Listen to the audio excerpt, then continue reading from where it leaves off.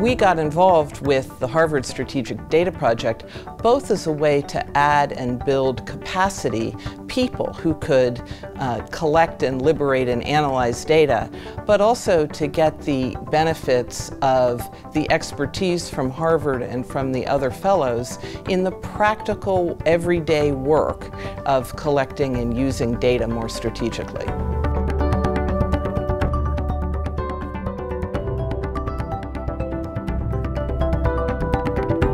My name is Amy McIntosh, and I am the Senior Fellow for Teacher and Leader Effectiveness. I work for New York State in something we call the Regents Research Fund. So in New York State, we had a very clear aspiration for what we wanted to do with data, but actually doing it, finding the people who can do it, wrestling with the detailed, tricky problems that always come up with data, and then finding the best way to tell the story that results from solid data analytics. All three of those things were challenges for us. Since being involved with the Harvard project, we've been able to convince the agency to invest significantly more money in positions that do strategic data analysis. So we have a whole metrics unit that we didn't have. My name is Monica Young. I work at the New York State Education Department in the Office of Accountability. Before I came into the department and we collaborated on the Strategic Data Project, we didn't really have any analysts in the Office of Accountability. There was one individual who worked in the policy unit. He developed the measures and he implemented the measures. As a result of this partnership, we now are hiring analysts. I manage a team of analysts. We're an on-site team who can really provide targeted analytics when they're needed to make policy recommendations. We have more decisions that are being made and recommended to the Board of Regents that are based in data. We just have more people who are interested in using data and having access to data. That was just really unheard of previous to our collaboration. For New York State to be successful in strategic use of data, we have more and more of the people for whom this is just a natural way of doing business. My name is Kristen DeSalvatore. I work at the New York State Education Department in the Office of Information and Reporting Services. Being involved with SDP has really been transformational in the data governance work that I've been tasked with implementing. Prior to my involvement with SDP, I was tasked with launching a data governance initiative, but it was not all that successful.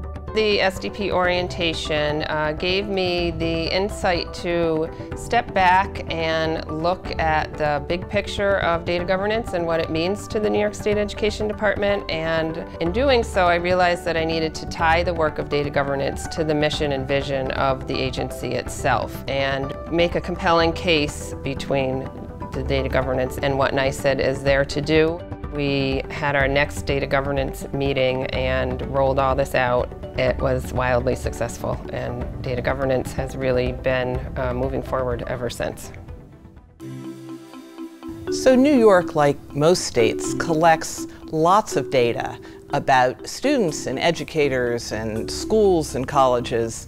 One example of liberating data for useful insight is what one of our fellows was able to do around career and technical education data, which we had literally never analyzed to figure out what we knew about kids who were enrolled in CTE programs. Liberating data is a tricky thing because you want to make data free and available, but free and available data that's not of very good quality can be very dangerous.